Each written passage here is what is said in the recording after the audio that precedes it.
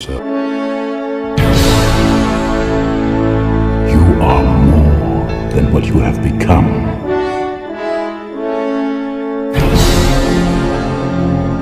Remember who you are. Remember. What's happening, and welcome to the former Mouse Ears of Magic. Officially, finally, we rebranded the podcast to Wake Up Disney. I'm James. I'm Chase. How you doing, dude? I'm all right. Hey, you'll have to on the countdown. It still says Mouse Ears of Magic is live. Dang it. When you do the countdown, you'll have to go back and fix that. I forgot about that. I was thought I had cracking up when everything. I was cracking up when it was starting up. I was like, oh, that's the one thing he didn't get. Honestly, I forgot that it was even, a thing. It was even a thing. Because like I never watched the countdown because I'm like trying to I'm like, crap, I gotta hit record. I gotta get us back into the on screen. And yeah, that's the most annoying 30 seconds of my day right there. Yeah. So anyways, yeah. So how's your week been? It's been hectic actually, because I went to Huntsville Wednesday for the concert, Dave Matthews concert. Then Thursday I went to Russellville been at my parents' house a few days and came back last night. So, man, you have been busy. Yeah, so I've kind of been all over. Burning up the roads. Yeah, burning up that $5 a gallon diesel. Yeah. Don't you love that? How many Dave Matthews shows does that make? 322. That's number 26. Yeah. No. Anyways, you say that jokingly, but I know people who have been to like literally 300 shows. It's crazy. It's ridiculous. I can't imagine how much money that's cost over the years. Like that's just nuts. Gosh, I know, right? I know. So, especially anyways, like a lot of those people, like I know people who they'll go to 10, 15 shows a year, like all over the country, and I'm like, right, dude, that travel cost is nuts. Like I don't even know. Yeah, and you know what? I just thought of something that I was supposed to check pre-show. So, what's up? What's up, Craig? You know how I am about pronunciation, right? Like I can struggle sometimes. Yeah. So we've got a special guest with us today. We just went ahead and bumped up Self-Respecting Men Who Love Disney a week, because Chase is going to be in Disney next week. We don't. There we go. We don't know for sure if he's going to be able to join us, and we had to get this guy on. He hooked us up. Your mom said you're not on YouTube. Yes, I am. But yeah, you are, because there's people in your chat on YouTube. Yeah, exactly. Yeah. So anyways, yeah, he hooked us up with a lot of audio source, which we will talk about, I'm sure. He's a lot of fun. He joins in the chats on TikTok all the time. Got a real passion for Disney. I'm really excited. And plus, if memory serves correctly, he's an Alabama alum, right? Yep. Hey, Dan. So here we go. We got our special guest, Mr. Daniel Zarcone. Did I say it right? Hey guys, yeah, Zarcone, just like it's spelled. Okay. So if I had some money for every time it was mispronounced, I could have retired by the time I ended middle school. Nice. You know what's sad about that statement? If I got paid every time somebody called me Williamson instead of Williams, I could have retired. It's like there's no O in there. How are y'all messing this up? Hey, to everybody in the chat, thanks for stopping by and listen to us chat about some theme parks. Yeah. So how you doing, man? Oh, I'm doing good. It's just standard weekend. Things are going. Waiting for the storms to roll in. Not nearly as hectic as last 2 weekends have been, but it's been good. It's been really good. Nice. Man, we got people joining in. Craig, Mom, Molly, Scott was here. I don't know if he's still here. Justin's here. Dan. We got a decent crowd tonight. I like it. So Daniel, let's just kind of start from the beginning, because like you're kind of like us. You really like the nostalgic part of Disney and stuff. But where did your love for Disney come into play? So I'm the type of person, and for good or bad, I'm a Disney purist. Most people's love for the parks and things like that stem from memories that they have when it comes to Disney movies. People always assume that because I'm such a Disney theme park fanatic, or nerd, as some people like to say, that it's all encompassing of Disney. Don't get me wrong, like I like the Disney movies, but I'm not near as passionate as I am when it comes to the Disney parks. So, and it truly all stems from that first trip that you go with your family. And my family went. It was me and my mother and father, and it was that Christmas morning gift. It was that one last present, and it was boxed. It was the Russian porcelain doll, where it was box wrapped in box, wrapped in box, wrapped in Nice. box, until it was that old Disney store envelope, and it just had the world passes in it, because we went in February of 1994. That was my very first trip. Right. So yeah, so at that point it was just 3 parks, and went down with my mom and dad, and it was such one of those wonderful things being. I fell in love with Epcot the first time that I saw Spaceship Earth, walking from the parking lot and walking up to it. That was it. I was hooked at that point, specifically with Epcot. And then it was just we base a lot of my family memories based on when we went and did trips to Disney. It wasn't necessarily an every year thing, but I don't believe 2 or 3 years passed where we didn't go. Um, we were down there in New Year's for the Millennium, which I wouldn't recommend to anybody. New Year's in Disney is absolutely nuts, but it was it was still one of those memories. And we would go all the time. And then when my sister and I got old enough, we would go together. Our parents would put us on the plane, and we would get reservations, and we'd go down for 3 to 4 days at a time, and it would just be me and my sister. So we would go down and take those trips too. So a lot of who I am and a lot of the person that I've become and my ties with my family are related around Walt Disney World. So I even proposed to my wife at Walt Disney World. So, and it was an interactive thing. It was surprised the heck out of her. Got cast involvement. It was awesome. It was absolutely awesome. No, I got to hear more about this. So how did you go about that? Like an interact? What do you mean by an interactive thing? So we actually got her. If you guys are familiar with Monsters Inc. Laugh Floor, yes, the Buddy the monster that has the telepathic powers. We were able to coordinate with the area manager, and they picked out my wife to be the person that he was going to read the mind of, and eventually asked, he's like, "So who are you traveling with?" And she looks, "I'm traveling with Daniel. It's my boyfriend here." And he was like, "Well, how long have you guys been together?" And she answered, and he looked at me and he goes, "Oh, so you've got a ring ready and everything." And sure enough, right then and there, right in the middle of a full theater, I got down on one knee and popped the question to her right in the middle of Monsters Inc. Laugh Floor. No way. That is awesome. That's cool. Wow. Yeah, and we were lucky enough. That was still one of the times where it was great, where people videoed it, so I still have video of that. So it's something that we can pull up and we can see. And having a lot of friends that were cast members there at the time that were helping us out with that particular trip, it circulated all throughout social media with the cast members. And I remember one of my buddies commenting on a Facebook post saying, he's like, "Hey man, I don't know how it's possible, but we're in the break rooms and people are watching this all over Facebook, and I didn't even know who they were, but it just showed up and it's just circulating." So it was great. It was one of those things that it didn't require any additional funds up front from when it comes to planning that type of stuff out. It's just knowing, asking, being not afraid of asking the cast members if it's possible to do this, and if it gives them an opportunity to make that magical moment, then that's what they were for. And it was real easy. So it's a memory that she loves, and that's why we have such a special attachment to Monsters Inc. Laugh Floor, even though it may be either overrated or underappreciated to the general consensus when it comes to Disney theme park fans. Yeah, I mean, there's several people that don't like Monsters Inc. Laugh Floor, but I mean, I think it's great. I love it. It's one of those things. It's got to stay. I'd be mad if they changed it. Yeah, but what's up, Derek? You definitely would.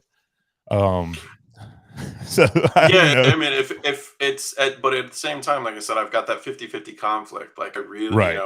the memory is there, but being a purist, it's Tomorrowland, not necessarily where it belongs, but when Buzz was put there and when other things were put there, you have to appreciate that. And it's come to terms with Disney is focusing on another generation, and Yeah. that's as long as they keep doing things to a degree that everybody can enjoy it and new core memories are made, then you got to be happy with what happens.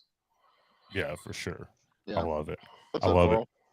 So you proposed to her. No, was this because you did the college program? Was this while you was doing the college program? No, no, no, no. I did the college program, and after my freshman year at University of Alabama, you're right. Roll I did Tide. it my fresh. I did it. Yeah, roll tide. I did it my freshman. Yeah, after my freshman year. So the fall semester, or the fall semester of my sophomore year. It's such a funny thing because I did it just on a whim. I was in college, and the campus reps came and say, "Hey, come and talk about this thing like that." I was hooked from the presentation, Mm. and then watching all these other kids go in and do the group interview process and stuff like that, I knew way too much. And they said, "Yeah, we have to put you in another interview." I said some of these people were asking them questions and they can't come up with specific names of attractions or cannot name all four theme parks. Like, let's sit you in a room with somebody else and do another interview and go from there. So Nice. but no, And I loved the college program. The college program it had its ups, it had its downs, but I absolutely loved it. so I've always been curious. So did it have any kind of effect on the magic for you? I will say, I mean, we obviously on this channel, you guys okay with behind the scenes Oh spoiler alert? yeah, Okay. yeah. The first time you do your discovery day at your home park, it's kind of cool. So for me, I was given the role of a vacation planner at Epcot. But the first time that you're as a cast member and you can go through the utilidors, especially in the Magic Kingdom, and you walk past what's commonly referred to as the zoo, which is where all the characters go to get their costumes, including the full head character, stuff like that. And you unfortunately see something, like either Chip and Dale sitting next to Mary Poppins, and they've got their heads off and they're like smoking a cigarette. Like that kind of it kind of takes away from the magic a little bit. But when you go through, I think one of my favorite parts about the college program was going through and doing the full. I think it was when we were there was 3.5, if not 4 hours, traditions, your orientation course, and somebody and all of us who love Disney that much, like if you could just sit and just take that and do it over and over again as it evolves throughout the years, it's an expanded version of what one man's dream was, combined with what you are going to be as a cast member at Walt Disney World. Right. So there are definite downs to it. You can see them all over the place on TikTok. You can see them all over, on social media. Unfortunately, these days, you see the good and the bad. It is what it is. But I will say, if I didn't have that line item on my resume, I wouldn't have gotten the jobs and advanced in my career without it there. So, but no, I have some very, very, very great memories. We had hurricane parties because when I was down there, Hurricane Katrina went across the state of Florida before it Right. hit the Gulf and became, the powerhouse that it was. And looking back on it, we felt really bad because we kept calling it, this really wasn't a big hurricane. It was nothing to be worried about. And sure enough, hits the Gulf and the rest is history. Um, but yeah, everything was there. I was down there during the happiest celebration on earth when it started. So we had just got Cinderellabration.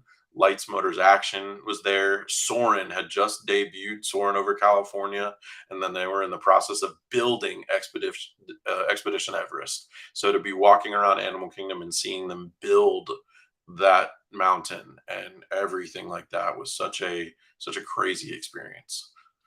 If only you could go back in time and be like, hey guys, do something different with the Yeti. I You're mean, messing that up. did you guys get to experience Betty Mm-mm. before she broke? No, I did. Yes. Oh, yeah, Betty the Disco Yeti now will never be more than strobe lights, but I think that's one of the main reasons why they did the singing shaman the way that they did it, in putting her on that retractable platform so that if she goes down, they can pull it off stage and fill the screen right there. Right. Yeah. Because one of the things we learned about it, Betty in Everest, is that the platform that has to support that that AA goes like 4 or 5 stories below the mountain. Right. Like there's nothing they can do about it, and that's so sad. Yeah, I think was it Joe Rohde said that they'd have to remove like nearly half the mountain in order to be able to get it out, and it's like, I mean, I know at one point recently they were patenting some kind of technology that was supposed to be able to secure and lessen vibrations from extra large animatronics. That's something that they had kind of like filed a patent for here a year or two ago, and people were all speculating that it was they were doing this in order to try and fix the Yeti. Whether or not that ever comes about and they are able to fix it to where it can move again, I doubt that's ever going to happen. But wishful thinking anyway. Yeah, I mean, I was just on Everest 2 weeks ago, and it everything looked great. The hawk was back after right there at the broken track. The screen that shows the silhouette of it was good. I've been on that where unfortunately you got the Windows had experienced a critical error, and you got the Windows error message on that. Yes. I've been on that for that. But no, it ran really well. It's just I had some thoughts about I hadn't been to so Satisfaction. So yeah, they pulled out all of the motors and things like that. That makes sense. That means they never have to worry about it ever again. Right. So it's just permanently going to be in B mode for what that is.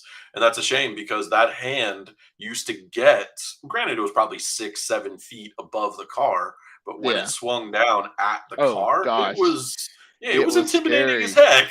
Dude, I wish I could have. Yes. I wish I could have experienced that. So yeah, take the fear that you get if you ride Dinosaur or Jurassic Park River Adventure at Universal when the T-Rex comes out, and then just know that hand comes a little bit closer when it was supposed to scoop down and catch that train vehicle. Like that's what it was. If that's the case and they were going to repurpose the parts, Satisfactual Sign, that makes complete sense. It really does. But I definitely think they learned from that mistake. And I think the singing shaman is prime example of that. Yeah. Hey, Katie. I mean, hopefully they learn from their mistake. I mean, it seems like they did. And I mean, even with Rise, they're able to get Kylo out, no problem. And, do what they have to do. So I guess they did learn, which is always good. If you're able to put it on a retractable platform and get it backstage where it can be fixed, and there's some sort of screen effect that, because I've only ridden Rise of the Resistance once, and it was in B mode because Kylo was broken a couple times. But we'll see how that goes. When we went in March, it was in B mode, and Jameson, our 8-year-old, was not happy.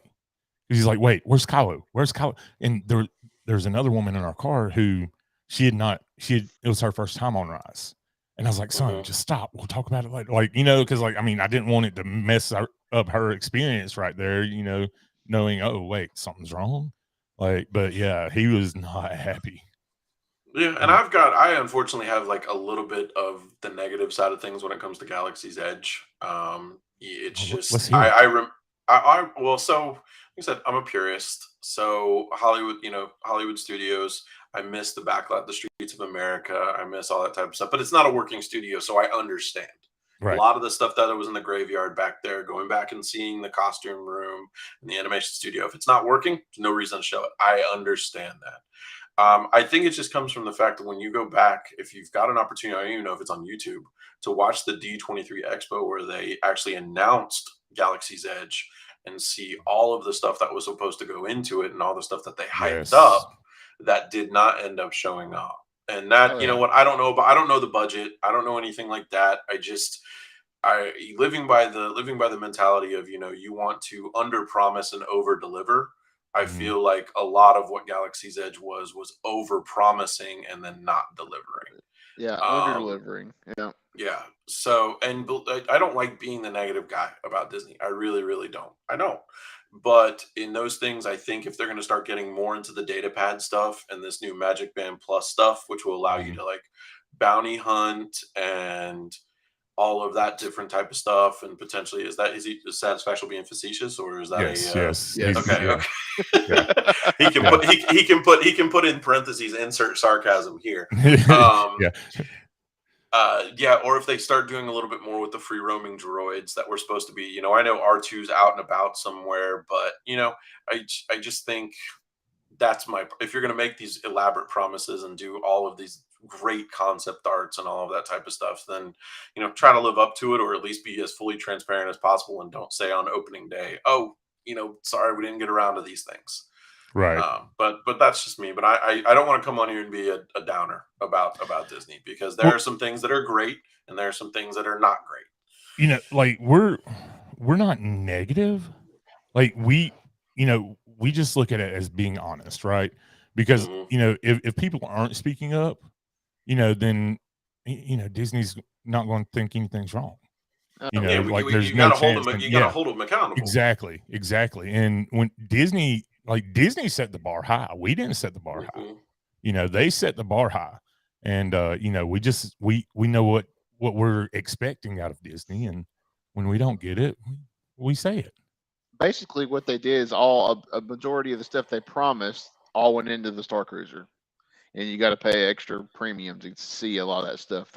Right. Or they have a roaming droid, and they have all these, characters walking around you can interact with, and all the interactive stuff you can do on that thing. And there's another, cantina on there, and you can play sabacc, and it's all this stuff that you kind of like was all encompassed in what Galaxy's Edge was supposed to originally be, with the Streetmosphere stuff and the roaming droids, and it's basically they're like, oh, we'll just take all that stuff we cut, we'll put it in a hotel, we'll charge it an exorbitant price for people to come see it, and that's how we'll pay for it.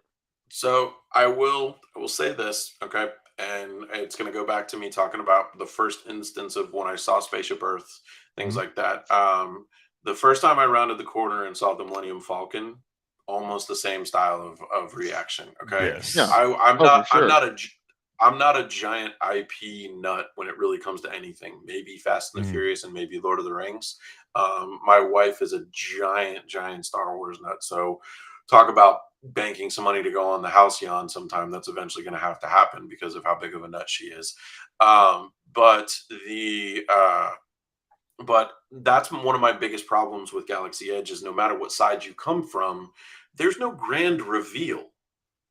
Like when you go through the tunnel after you're walking past Muppet Vision and Baseline Tap House, unfortunately, Rise of the Resistance is right there on the left. And the sole purpose of that facade is for it to be a hidden Rebel base. So there's no reveal. And if you go through from the Toy Story Land side, there's still some buildings and stuff like that that you've got to navigate before you see the Falcon. So once again, no real big grand reveal. It's not like when you round Main Street and you see Cindy's Castle. It's not like when you round or when you go through the turnstiles and you see Spaceship Earth, or when you get through the Oasis, there's the Tree of Life. Tree of Life, yeah. You don't get that. Even in Hollywood studios, when you go through and you finally see the Chinese Theater, or you turn down Sunset and there's Tower of Terror. Like those are the grand reveals. And I think they missed. I think they missed terribly in Galaxy's Edge. You even get Woody when you go into Toy Story Land. There's just it's something there. And Buzz on the other side, yeah. Yeah. So and that's fine. And personally, not like I think they did Toy Story Land better than Galaxy's Edge, but I also think that Toy Story Land has its problems as well. I think it needs to be way more shaded. And they knew that after the fact. Yeah, they knew that after the fact, and they're trying to fix that. But I think for the play that they are doing, I think it's perfect. I think it's very well done. I give it a lot more applause than I thought it was going to do. Slink Dog is a great in-between coaster between Barnstormer and, say, Big Thunder. It's a great in-between coaster. Midway Mania, getting turned around and looking that way, and even Alien Swirling Saucers is not terrible. Has one of the worst acronyms in all of Walt Disney World. The best. Another one, if you think of it, Monsters Inc. Laugh Floor. Yes. Yes. So yeah, so there's just a lot going on. It makes me very, very scared for what Epcot is going to turn into. I've already had to come to terms with the fact that any hope or thought of hiding Easter eggs of Epcot Center is dead, and that's fine, and that's a very sad moment. James, I think you found out today when you started putting all the links down and stuff like that, or when you followed me on Instagram. Everywhere else on social media, I'm Spaceship Earth. That's, and I got into that in 2008, and I picked it just to make sure that I had it. So I love Epcot. I love Epcot Center. I miss all of that type of stuff. But I know, like I said earlier, they're catering to a newer demographic and newer generations, and it's not going to sell tickets. It's not going to get people to go to Epcot. That's why the Living Seas was rethemed to Nemo. I think that was one of the best saving graces that they ever did for that pavilion. But I'm scared where the rest of it's going to go. I'm anxious, but I'm scared for where it's going to go. Yeah. Hey, Mel. Yeah, it's going to be interesting to watch it all play out for sure. Because Epcot's not really, Epcot's not really, it's never been an IP park. But I will, and that's my biggest thing with and I don't have a problem necessarily with I don't mind Nemo at the Living Seas. I don't mind that at all. I don't mind the Frozen, Maelstrom being frozen. I mean, I do miss Maelstrom, but I don't mind Maelstrom being frozen because at least it kind of works with the, with that. But Harmonious is just where kind of I draw the line there. That's just we're just taking any random Disney movie that has some kind of other country in it, and we're gonna cram it into a fireworks show and call it Epcot. And that's where I just kind of it's just not what Epcot was ever meant to be. And that's the Maelstrom closing and refurb is where I had to finally understand and admit that Epcot Center was dead. Because if you go back and look at some of the videos for Epcot and them talking about the World Showcase, doing great. How are you doing? Keep it classy. It's one of those things where they talked about how the World Showcase was an expo towards learning about all the other cultures of the world. In my mind, Arendale's not a real place. I understand that it's loosely based off of Norway, and that's fine. And there's nothing I can do about it now. I think it's not a there you go. It's Jordan. Not it's not a terrible attraction. It's really not. It's enjoyable, and it gets guests in that area. But when that happened, I knew what we were going to be destined with in the future. And I'm happy that newer generations get to enjoy Disney with things that they know. And we just go from there and see how things play out. I will say I'm keeping track. There's somebody on TikTok who I've been following. If you guys have seen this past week, saying if Tron does not open up in 2022, it will have officially taken longer to build than the entire original Magic Kingdom. Really? Yeah. Wow. So and Tron's one of my favorite underrated IPs. I love it. And if I don't get to ride it in November, I'll get a 1-day ticket and I'll go next year when it's open. So I love Tron a lot. And I'm somebody who loved the original movie, and I really liked the second one. And if they're deciding that they can start serving alcohol in the Magic Kingdom with Skipper Canteen and other places, I don't know why they don't build the bar that was in the second Tron at the end or somewhere near that attraction. Oh, that would be cool. And just have the Daft Punk soundtrack playing the entire day. Oh gosh, yes, sign me up. You want to know where you'll find me in the Magic Kingdom? Right there. That's where it would be. And you know what? So kind of the little side arcade thing right there next to Space Mountain. Fins, baby. Hey, full fins action right there. Yeah, fins. Just put it right in there, baby. Yep. Have 80s music blasting the entire day? Absolutely. 1,000%. So you think they would ever do it though? No, absolutely no. No. I mean, they would never ever put a actual functioning bar in the Magic Kingdom. Yeah. Never. No, not unless they, like you said, not unless they just finally decide it's time to just allow it across the board throughout the park. Well, I mean, you can get you can get drinks in Skipper Canteen. You now can officially get you can get wine at Tony's. You can do that type of stuff. But as long as you go to a sit down restaurant, it's just not not quick service or anywhere else. Yeah. Gar said the play area for Dumbo needs a tunnel to the bar. Drop your kids off at the play area. Parents head through the tunnel. There you go. So, that would be great. Yeah, I mean that's the. Yeah, go ahead. I feel like I'm talking too much. Ask. No, away. You're good. No, you're good. I love it. It makes it easy and and that's the whole point of the self-respecting men, which I don't think I've told you, Dan. So the whole reason I started doing self-respecting men who love Disney. So my mother-in-law asked my wife, after our trip in 2020, I think, she said, "What kind of self-respecting man loves Disney like your husband does?" I was like, "Oh, watch this." And I was like, instead of getting mad, I was like, I'll just run with it. And, we just started doing monthly episodes on it. And, that's what's great is how everybody has, different reasons for loving Disney and why they continue to go back. And it's just really cool to learn. I am curious. So with you being such a big Epcot fan, do you think Walt's dream of Epcot could have ever happened? So here's the crazy part about that. I think the closest that we got is Celebration Florida.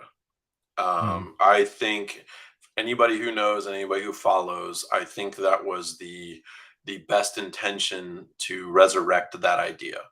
I don't think if Walt were alive today, I mean, he's still frozen in a refrigerator somewhere. I don't care what anybody else says.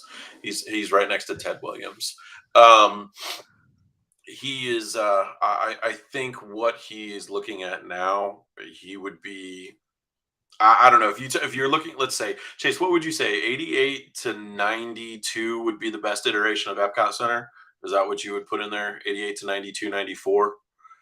Yeah. Okay. I think you tell me if I'm wrong if it needs to go later than 94. I mean, well, I think you could go up really honestly. I think you could go up till through the Millennium Celebration, really. I block out the 2000 and the Epcot hand on the Satisfactual part. That's an abomination. Next, outside of that, I think as far as like just the park overall, with actually having a parade, actually there being a parade and the best fireworks show ever at Epcot, and just the great music, and you still had the whole the park was still whole. At that point, it wasn't Communicore, it was Interventions, but you still had Horizons was still around, and you still had I think that was the first Test Track instead of World of Motion, which World of Motion was a great ride, but honestly, Test Track, the first iteration, so much better than the second iteration of Test Track. I think I would go up to the point where you still had a functioning Wonders of Life Pavilion with an active Body Wars and active Cranium Command. I think you had the Universe of Energy that I don't believe it didn't get Ellen until later, and it was still Energy You Make the World Go Round. And then you have Horizons. I think if you got Walt up to like the latest point in time with those attractions, I think he would have been okay. I don't know if he would have been happy, but I still think the classification of edutainment would have been something he would have enjoyed. Yeah. I think he would have been. I think he would have not known what to do with World Showcase, but I think he would have enjoyed Future World a lot, especially with the attractions that were there, not only to entertain but to educate the guests. I think if had he lived to build Epcot, I don't think we would have had a theme park. I think the Magic Kingdom would have been it. And I think we would have had him building and attempting to build his utopian actual city. I think at that point in time, he would have gone, we've got all this size. I'm going to do my best to do a Central Florida version of Disneyland, and I'm going to make it the best that I can be. And then I'm going to do my Epcot. And then however that progressed, we don't know what's going to happen.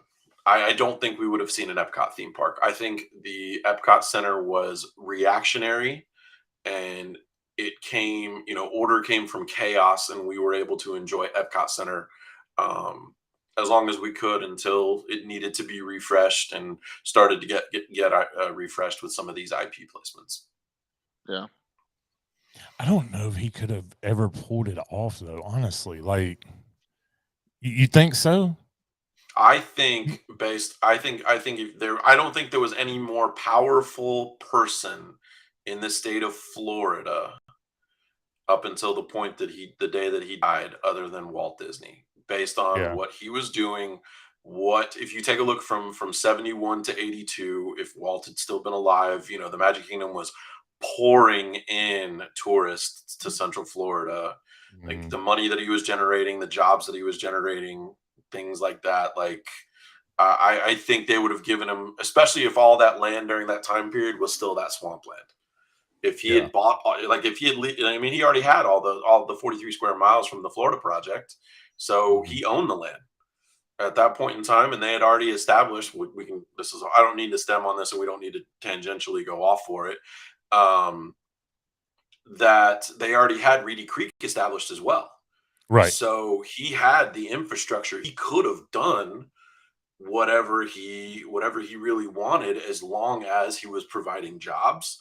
He was not breaking any laws, and he was, wasn't a detriment to society, which I don't think at this point in time, there are people who probably disagree right now that Walt Disney and Walt Disney World was not a detriment to society. I think I think one of the things, if you guys are really interested, right? Yeah, I just read that comment as well. I think you guys, if you're very interested and you haven't already, just, regardless of what you are on either side of the aisle you are, within the last 3 weeks, the Disney Dish podcast with Len Testa and Jim Hill did a full deep dive on the laws and the charter for Reedy Creek and just how ironclad it is. And they went into the history of establishing Reedy Creek. Just for information purposes, I think it's a great listen. I really think it's a great listen if you want to know just how ironclad that Reedy Creek is. I'm gonna have to check that out. I used to listen to them all the time, and I hadn't listened to them in a while. I nitpick. I do. I nitpick when it comes to, like, I'll take a look at the topics in the show notes, right, and then I'll pick up and then listen to it. But I had just kept seeing that retweeted, and I was like, all right, I'm going to listen to it. And it was a really good, really informative episode. Yeah. What does Gar say? He says, I think Magic Kingdom would have been absolutely humongous if Walt had his way. Yeah, I mean, and I hadn't even thought about that we probably would have only had Magic Kingdom. That's crazy to think about. Yeah, I mean, Epcot would have been a city, and it still probably would have been Epcot. It still would have been called Epcot. But we didn't get the other hotels. We didn't get Hollywood Studios. We didn't get Eisner. Eisner brought all that in. So, I mean, we would have had a East Coast version of Disneyland. And it would have been, he's right, Magic Kingdom would have kept expanding and expanding and expanding. It would have been a massive, massive single theme park. Yeah, I did not realize that, Jordan, that Lillian got to see Epcot. She's saying that she did an interview. Yeah. She did the Fountain of Nations dedication. She was the one who poured each of the vials of water from the different countries that went into the Fountain of Nations. You can see that that's in the dedications on YouTube. They had a tray that I think either had small cups or pitchers or something like that had water brought from specific countries around the world and she poured it into the Fountain of Nations, so that the Fountain of Nations was quite literally what it was named after. I hadn't heard that story. Dang, I got to do some more looking into Epcot. I know a lot about the parks, but I'm behind on Epcot. You got me wanting to check it out now for sure. Happy to help. Really we can always talk Epcot. I love Epcot. I can talk Epcot all day long. So that's all Chase talks about. Epcot and his hate for Galaxy's Edge. I mean, listen. Over the past couple of years, I've been known to use that word hate, and I've tried to get better about it. Like, I mean, we are in a golden age. We're in a golden age of theme parks. You know, technology is getting better.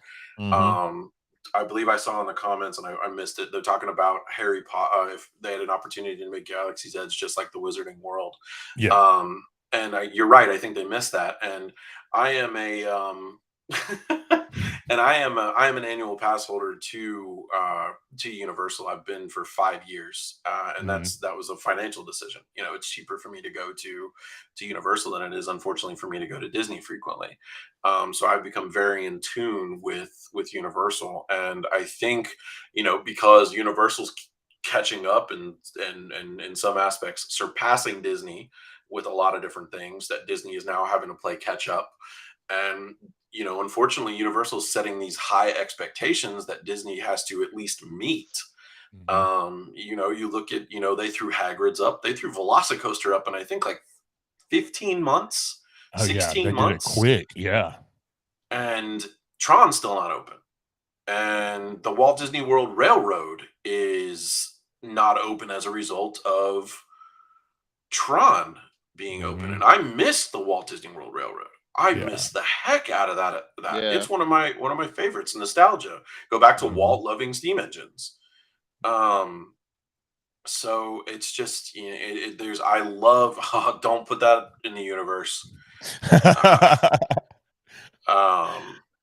Yeah, and well, Epic Universe has some problems of its own right now, and that's having to do, unfortunately, with the Harry Potter franchise.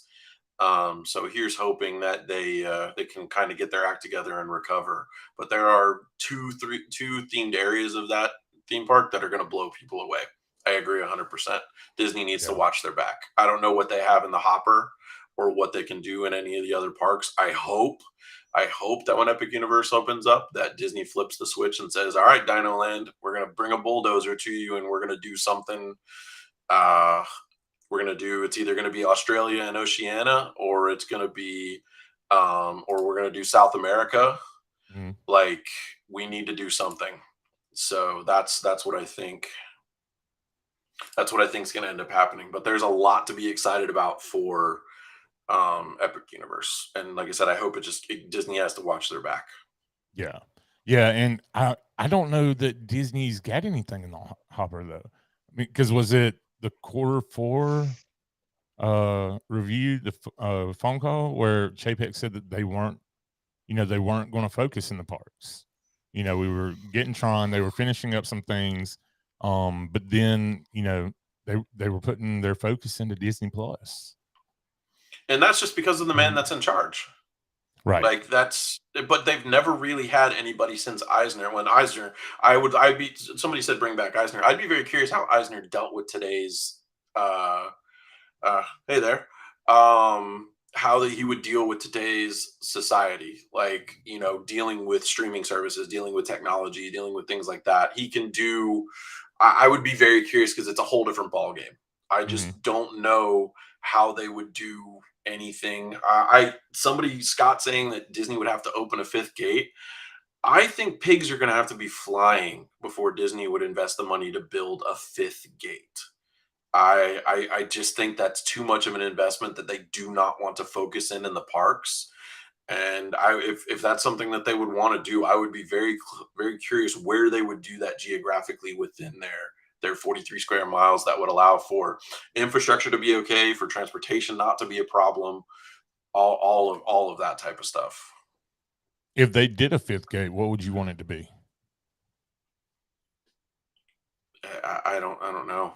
I truly don't know. I think if they were smart, they would do something entirely princess related. If that would be their cash cow moneymaker, if they did something like that. But see, the issue that we run into in this particular area is they have so many different IPs spread across all of the 4 parks right now. They couldn't do a central theme or a focus because they would. I mean, you would think. I think Princess would be the way to go. Everybody knows they can't do anything Marvel east of the Mississippi without a unless they start expanding the list of characters that they're going to use. A villains park would be phenomenal. Yes, I think that would what be, I think. That would be cool. I just don't know if that's something that they think they would be able to cater a proper demographic to that would generate the people going through the turnstiles. I don't know. I mean, there's a huge villains following though. Like everybody loves villains. Are they our age, or are they families to bring the kids with? Like, that's my question. Is it going to be us who enjoy the villains? Or would you be comfortable enough bringing your kids to a park solely dedicated to villains? And I know your kids may be different, and I can't speak for any other kids, but it may be a situation where it's like, hey, the kids are staying at the Cubs Den. Mom and dad are going to go, instead of Pleasure Island, we're going to go to the villains park. Right. Do something like that. And I may be wrong. I don't have kids. We don't have plan to have kids. So I don't know what the villains, like, I don't know if the Descendants are helping kids appreciate villains. I don't know if like any of that type of stuff is happening, but that would just be the way I would like it. Thinking about it now, how would you like if the demo Dino Land? Why not bring back in the Beastly Kingdom? You look at the ticket booths for Animal Kingdom. There's a dragon. There's an elephant. There's a Triceratops. There was always supposed to be a side of Animal Kingdom that was dedicated to mythical creatures and beasts. You know what? Dinosaurs, we prove they exist. I understand it. But let's take that whole little bit of area and let's bring in the Beastly Kingdom. I know people are talking about Zootopia. Sorry, I don't think that fits. I think that's it. I just don't think it fits. No. And the people who talk about Wakanda can't do it. Cannot put anything Black Panther related in Orlando. I understand the appeal to it. It does make sense. Good God knows that if you walked through some sort of force field or the shielding and you saw that Black Panther statue over the waterfall and that was the grand reveal. Well, now is Black Panther one of the forbidden properties though? I thought we had Black Panther. It will no. No, Chase, okay. Here's something for you. I told James this, so I actually sent him the pictures too. Marvel Superhero Island in Universal. When you are standing directly, like say you just came out of Spider-Man and you're looking in that courtyard and there's those big pillars that are just randomly in that courtyard. All of the characters that are on those pillars, Disney can't touch. That's kind of the de facto list of characters that Disney can't use. And Black Panther was an OG Avenger. Oh, yeah. So, yeah. Yes. Keep talking about that because I'm getting that image ready to pull up.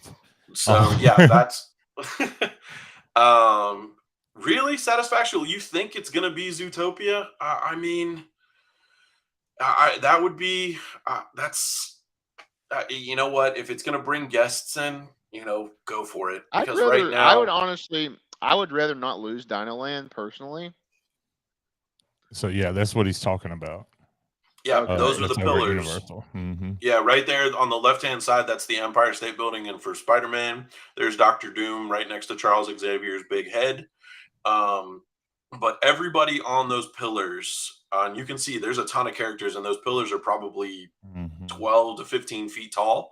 Any of the characters that are on those pillars are universals, and that's what they use as their de facto list for what Disney can't use. Yeah.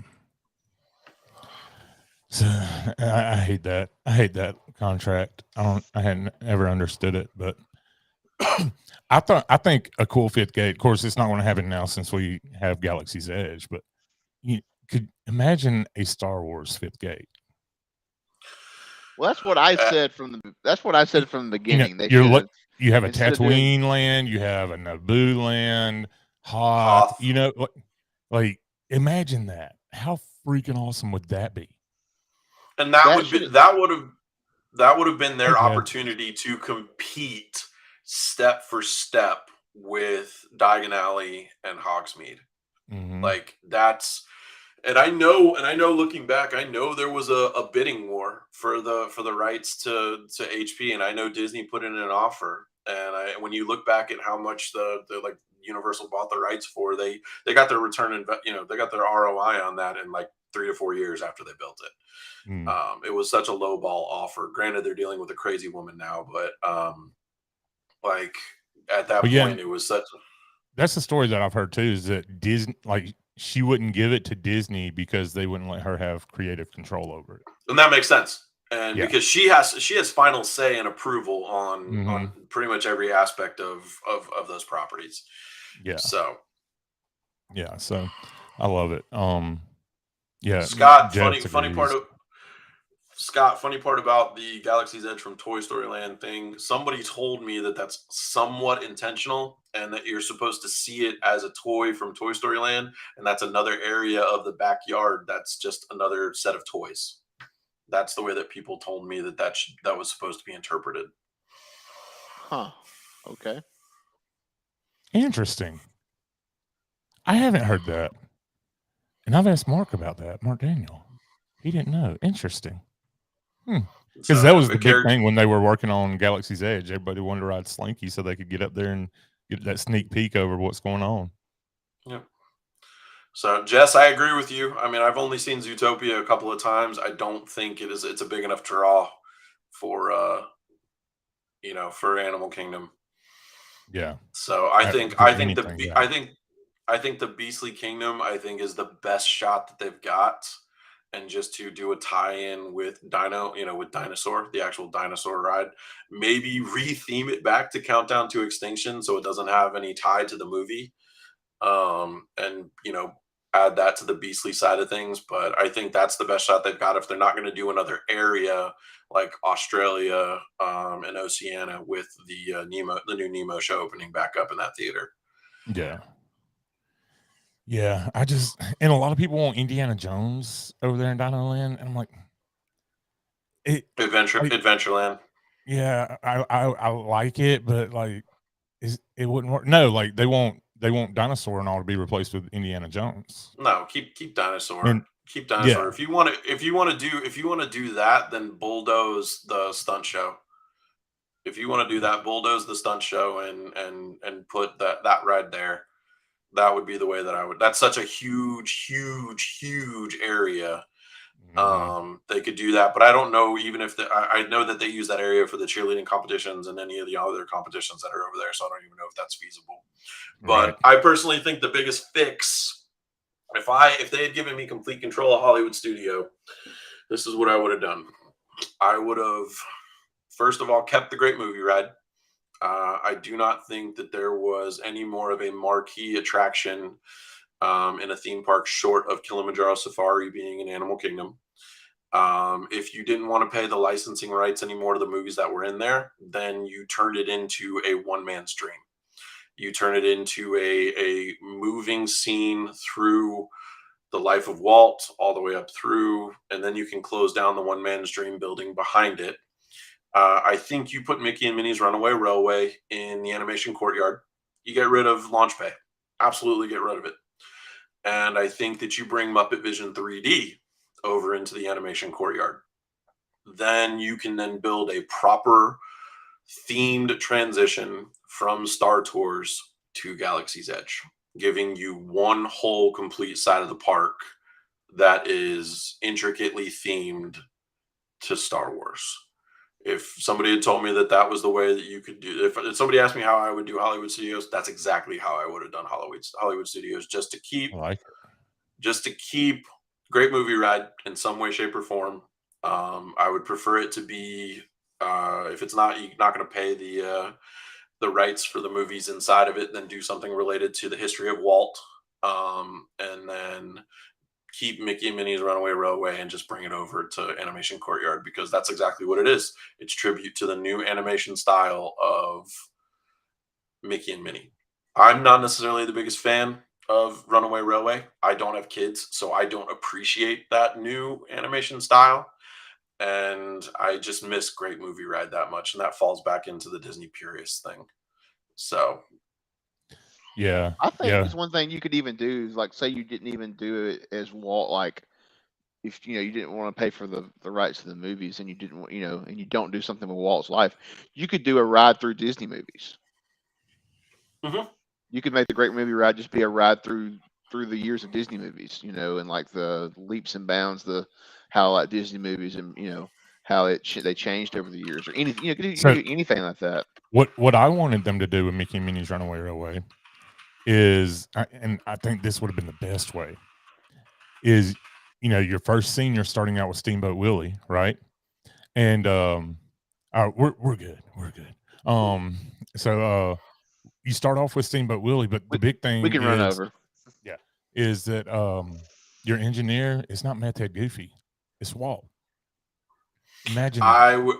I would give you I would change one scene before you got to Steamboat Willie's, and I think it would be some sort of to a degree, some sort of diorama where you see Walt sitting in that train car drawing Mortimer Mouse on that cocktail napkin on the train ride back. That be the starting scene of that, and then you can go into Oswald, then you can go into the Silly Symphonies, then you go into Steamboat Willie, then you go into Snow White. You show them accepting the Academy Award for, and you just go through that way, all the way through to the creation. If you didn't want to do the movies, you can include like the one-man stream aspect of things, Disneyland.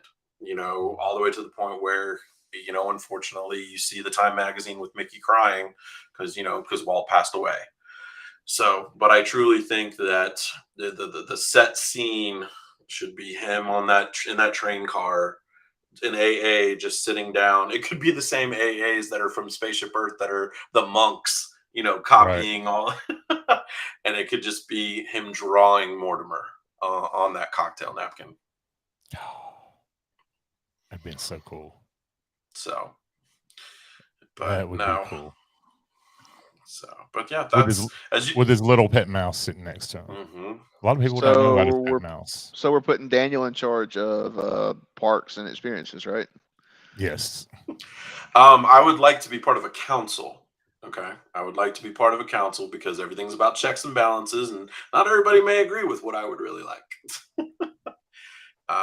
Because the first thing I would do is I would find somebody to pay some money and bring Wonders of Life and Horizons back. That would be the money that I agree. You can bulldoze Mission Space right on over and build it back. I'd cut a check to Brooke Lopez and to have him give me back all the Buzzy stuff that he got illegally. Be like, hey man, just give it back and we're going to make a new. Could you imagine a new Cranium Command with a better cast of comedians? Could you imagine that? Great. It just I get goosebumps thinking about how cool that could be. So Body Wars you could bring back and redo while we're at it, let's bring back the original Journey with Dreamfinder, and you could redo it with better graphics and stuff for today. I mean, Yeah. So I listen, I'd love to have input. I'd love to be in the meetings, but I don't know. There's just food rocks, absolutely, 100%. We need to get back to that educational entertainment side of things. That's the stuff that I think we miss. And thrills are great. I would absolutely 1,000,000% bring back the original Tron, or not Test Track, because I now call it Tron Track, because it looks more like Tron than it does Test Track. Yes. So, and then I would look at I mean, there's just so many things to be done. Yeah, I think the resorts are fine. I think the resorts are in great shape. The only thing I'm not necessarily a giant fan except for what they're doing to the Poly. I mean, they're building rooms, but they're not filling the rooms they've got. And it's they're building this monstrosity. It looks nothing like the Polynesian. Yeah. Like it just looks like a giant. You could have pulled it from any one of the beaches in Florida and you plopped it in the middle of. It's reflections. They're moving reflections. That's what they're doing. The one that was supposed to be built over by River Country, it's reflections. Yeah. So, But I don't like the fact that the rooms are kind of getting, they're getting monotonous across the board. I understand some of them are super, super well themed, but we just stayed in Pop, and the inside of the Pop room looks nothing like a Pop Century room. The Pirates and the Princess theme rooms at Port Orleans are still phenomenal. The Incredibles being in contemporary, okay, sure. I mean, I guess there's no point in finding. I hate it. I think it looks cool. I think the Incredibles. I think that the Moana and the that's a good one. Ditch stuff at Poly is a much better retheme than the Incredibles is at Contemporary.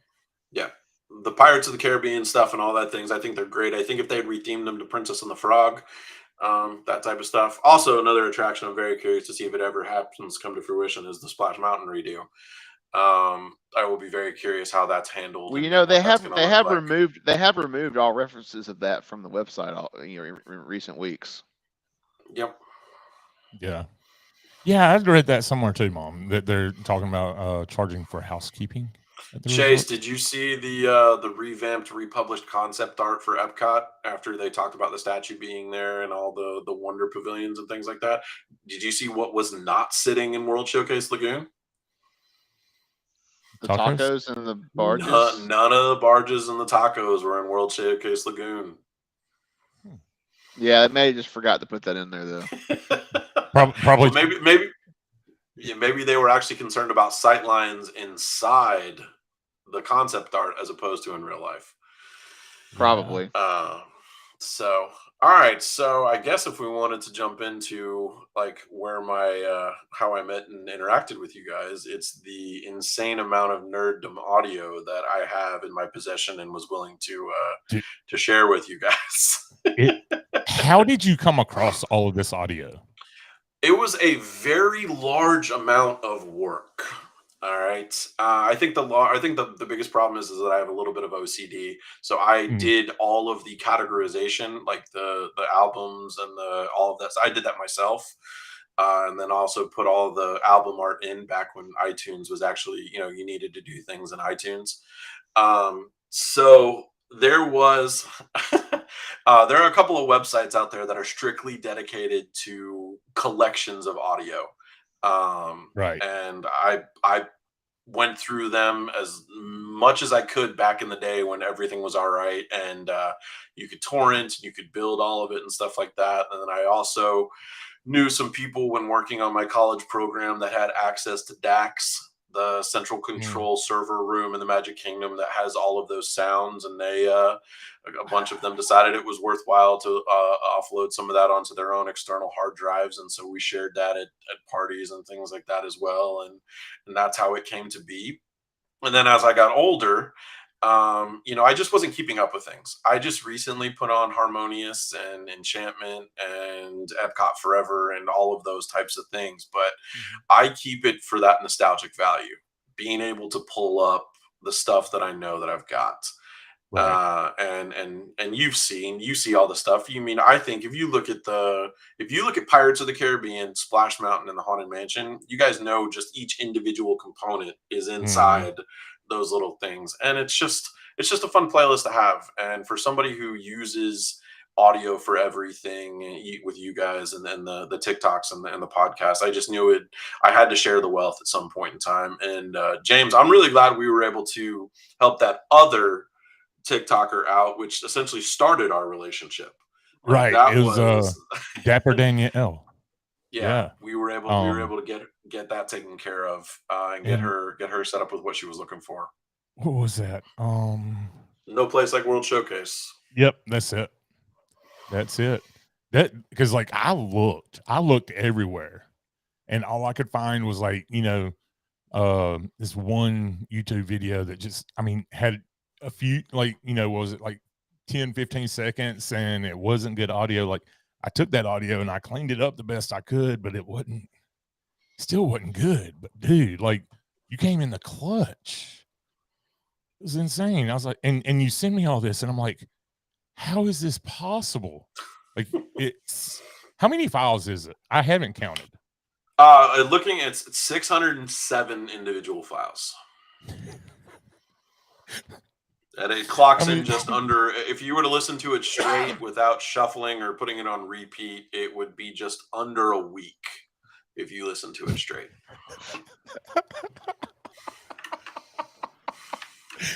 So, but yeah, like, so yeah, based on talking, like, I guess the next thing is, guys, like, ask questions. Anything you guys want to know about me, about my thoughts on Disney, good, bad, and different. Like, I love talking Disney. I could do this every week with you guys. Like, not a problem at all.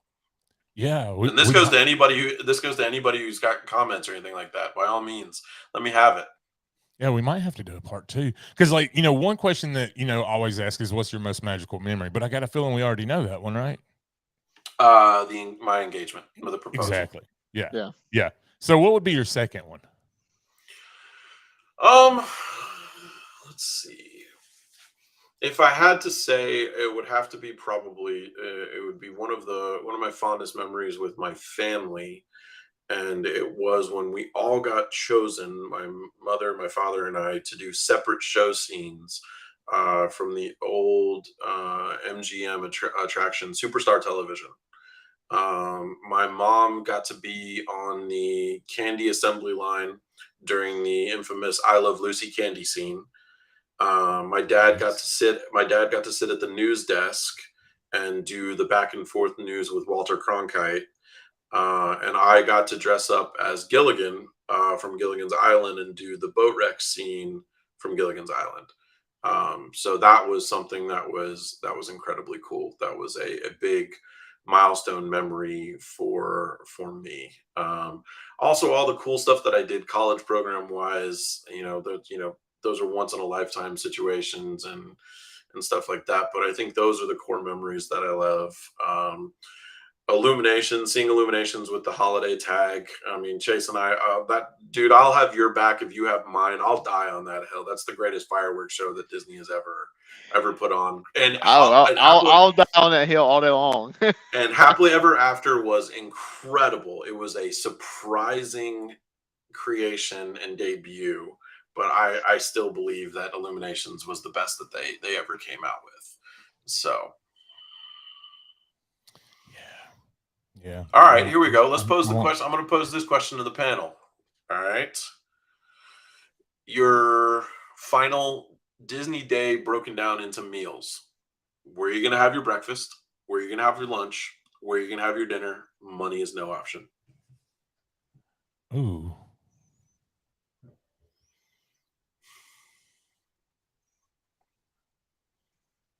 Ooh, this is tough.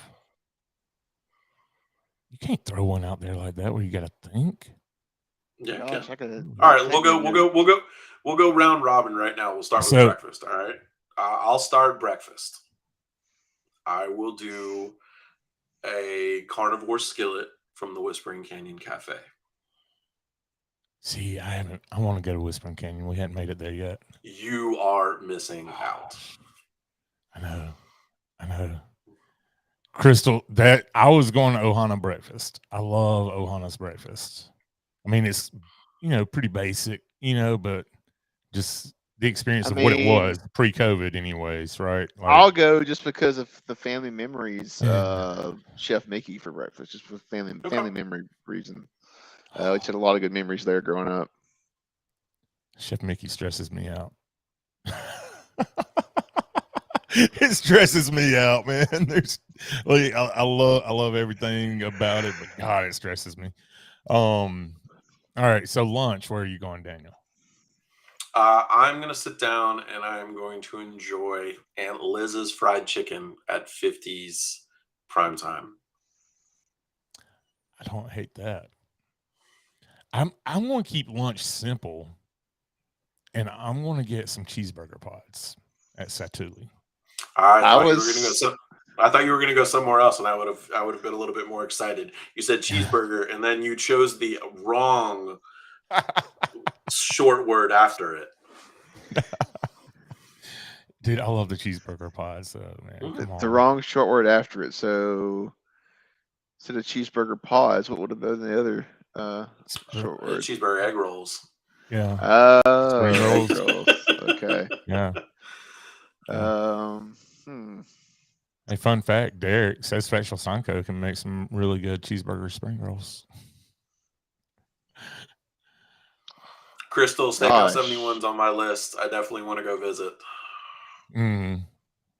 Scott's going flame tree for the pulled pork and mac and cheese. Yeah, I was gonna go Satuli, but you went there, so now I'm gonna have to come up with something else. So you know what? I'll do. And I actually really enjoy this. So Docking Bay 7, they're the fried tip yip with double mac and cheese. Okay. Real quick, talking about Docking Bay 7, have y'all had a Ronto roaster or a Ronto wrap from Docking Bay 7? I've had a breakfast one. From Docking Bay or from Ronto Roaster? From Ronto Roaster.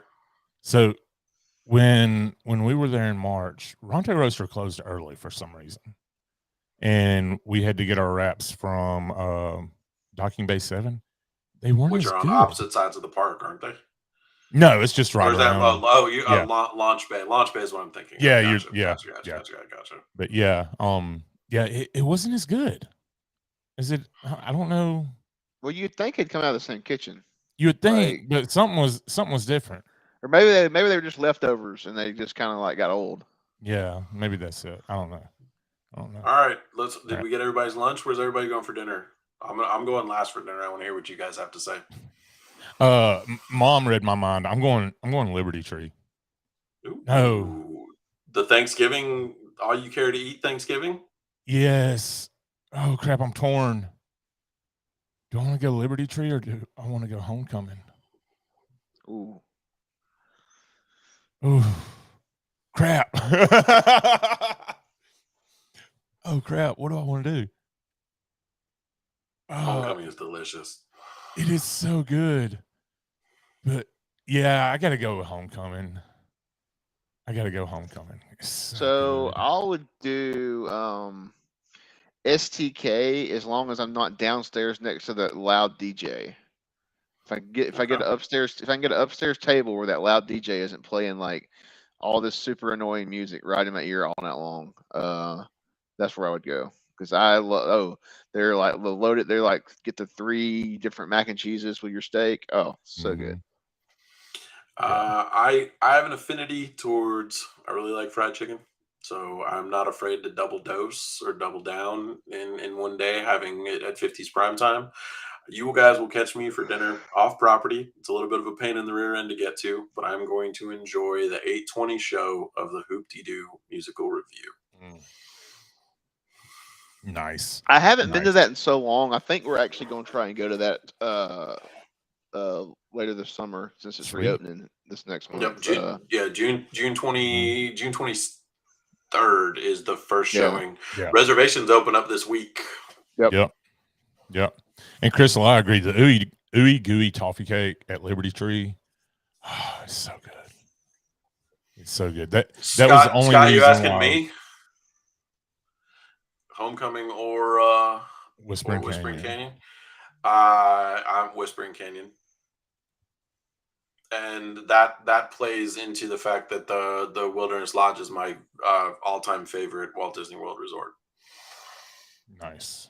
Any chance that I can be in the lodge, I want to be in the lodge. That's actually where we're staying in November for our big family trip. Sweet. No, when you say big family trip, how big? No, it's when I say big family, it's like this is we're pulling out the stops for this trip as opposed to like a huge family. It'll be me, my wife, my sister, and my parents. So it'll be 5 of us. Nice. But we're not just gonna stay at like Coronado or Pop. We're gonna do Whisper, or we're gonna do Wilderness Lodge. We're gonna do we've decided we're going to and make memories this holiday season as opposed to gift giving. So we're going to do this will be our Christmas to each other is going to be this specific trip. Yeah, I love it. Yeah, I mean, because honestly, let's be real. The memories are going to last a lot longer than the present's going to, anyways. Yeah. So, and in today's age, if I want something, I'm gonna buy it myself. Like, That's just the way that I view it, and I'd rather take advantage of what the deluxe resorts are going to offer, because this is going to be one of those trips, because of what the cost is. Unfortunately, that we're not going to do another trip like this for another 5-7 years, just because, like, I mean, it's everything included, but it's backbreaking. I hate to say it. I absolutely hate to say it. But price, unfortunately, is what's keeping me from going to Disney as frequently as I want to go. Right. I can much easier and much more, frugally get a good long weekend down at Universal, as opposed to going to Disney. So yeah, you can get some great room rates at Universal. I mean, like cheaper than, as cheap as, staying at just a regular hotel somewhere, and you can go stay at one of the value rooms at Universal. So yeah, and I can't complain about what they did with Endless Summer. Both Surfside and Dockside are great value great resorts. theming, great theming. Yeah, and the transportation, they've got buses there every 5 to 6 minutes. Right. So it's it's incredible. So, Nice. but yeah, it's just, I mean, unfortunately, and like I said, no, I don't like kind of wrapping up on negative. So we have to think of something positive we can talk about after this. I don't like the fact that Disney appears to be pricing out like the middle class and the middle lower class and the lower class. I don't like that, because I think that's what the bread and butter of what Walt wanted Disney World to be, is a place for everybody to come and enjoy it.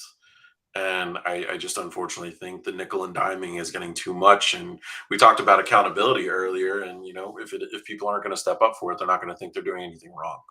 Right. Yeah. Right. And honestly, like that's the sad thing. Like it was, with the Boo Bash last year, right? Like that, I said that all the time. Like, guys, like, don't go to this thing.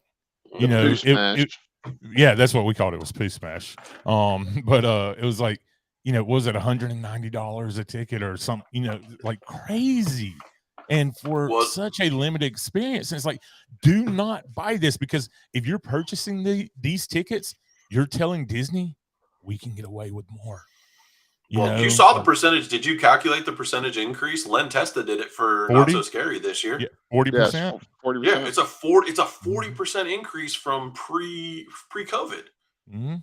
And what we don't know what they're offering yet, because this is the first time they're doing it, since COVID. Yep. So it's like, here's a fun stat. Like, as a vacation planner, when I was in the college program in 2005, one day, one park, and it was standard across the board, $63.64. That's how much it cost to get into any of the 4 Disney parks in the fall of 2005. Wow. Yep. Now it's about $100 more, basically. That's crazy. That is crazy. So, all right. So we are going to have to run. I got to get this dude put in bed. So he's waiting on me. It looks like, so as he runs out yelling no. No. So yeah, we're definitely going to have to get you on here again, Daniel, because there's a lot to talk about. You've got a lot. I'm happy to talk and gab on about all of it. So I love it. And yeah. Nice. All right. Well, Chase, you got anything else?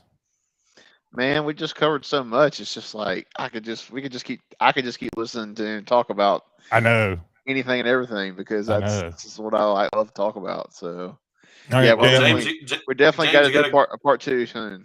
Yes, you guys should find a way to keep my face up, at least like you do with Chase when we're doing Disney After Dark, since we're going to transfer to Disney After Dark. Yeah, we will. And so you got any final words of wisdom for the listeners? I just, at this point in time, if Disney is something that you love and enjoy, continue to do it. But like we've talked about twice already, and it's maybe nauseating, but if you feel strongly about something and the fact that Disney is not doing it right, we live in an age where feedback is acceptable and rewarded. Like, I mean, I don't know if anybody just got the most recent Disney survey. If you did, I hope you took the time to fill it out, because Disney called out saying, what do you think we missed when it came to the 50th anniversary? Everything. So I got it. I didn't get that. Oh, I got it, and it took me an hour and 10 minutes for me to fill that out because I filled out the comment boxes. Yeah. So, but I want everybody, like, this will be the last time I say it, and I hope nobody has a different opinion of me based on what you see from Disney After Dark when you've seen my chats and stuff like that. I love Walt Disney World. Okay. I just have gotten to a point where I'm not afraid to shake the pixie dust out of my eyes and be a little bit more realistic to the things that I don't like and I don't agree with. Yep. Sure. Yeah. So I hope nobody judges me poorly for having that particular point of view. And if you do, I apologize. Yeah. No, you won't have you gotta that. deal with it. Yeah, you won't have that from Margaret. Because like I said, like we're not afraid to say our opinions, and when we feel like Disney's dropping the ball, because somebody has to, there's so many creators and podcasts and all that are they want that media pass, right? So they're going to say everything Disney wants to hear, and it's like, Disney's given it's paid marketing. Like Disney is now using influencers as paid marketing. And if they can get these people in, sorry for keeping you from your son. No, you're good. If they can get these people in with these media passes to these events, and then seeing the sheet of paper usually that the new influencers get saying, if you say something bad, we're revoking your pass. And you know what? These people are going to be in, say, Halcyon. They're going to be in Galaxy's Edge. They're going to be wherever things are open. And then they're going to be spending money on the merch that you've got or the food items that you've got. So you're getting money from them anyway. All you're doing is giving them free entry. And to Disney, that's a no-brainer investment. They just hope that you don't get people like Len Testa who are not afraid who have a massive platform and a massive following, and he's not afraid to call people out. I respect the heck out of Len Testa. Yes. And if you know what, all Len has to do is point to Genie Plus and say, hey, guess what? Look at my site. They built that off me. And don't think that that's not what that is. So, yeah, it's just... if you've got family and your kids love Disney World, continue to take them, because if you don't, then we may lose something that's been the greatest part of our generation. But don't settle for mediocrity, and that's what Disney's getting to at some point, charging more for giving less. Yep. Walt said, if we could dream it, we can do it. Like, if we don't give all of it, we can still charge more for it. That's what Chapek's line is going to be. Yes, exactly. So, all right. So we are going to wrap this thing up. We're going to have to do a part 2. If you're watching live, we're going to be hopping over on TikTok here in just a little bit.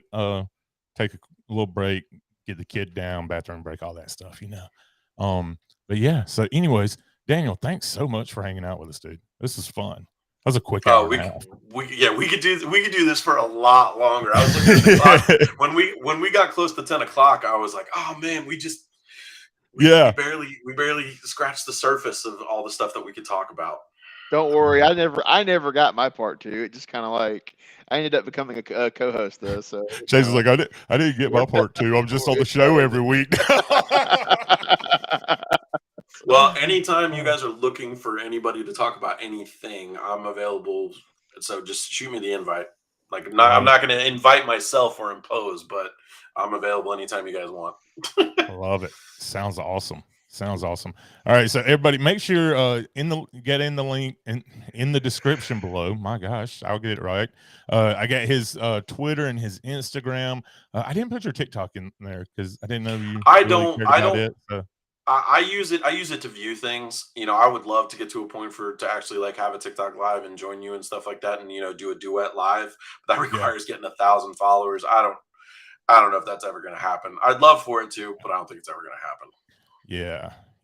I wish TikTok would hurry up and get me my freaking stream key, and then we could go on there just like this. But hopefully soon.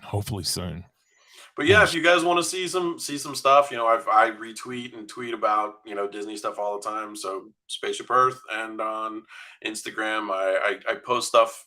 There's a lot of Universal stuff there now, so don't hold it against me. And I'm also trying to do I'm starting my whole like vlogging and picture taking and photography and stuff like that. So Don't judge me too hard, but I'm now going to a theme park with a GoPro, so I'm trying to do the best that I can with it. There you go. There you go. Well, good luck with it, man. And yeah, y'all come join us on TikTok, and we'll be talking to you real soon. Perfect. And so our journey comes to an end, but yours continues on. Grab hold of your dreams and make them come true. For you are the key to unlocking your own magic. Now go, let your dreams guide you. Reach out and find your happily ever after.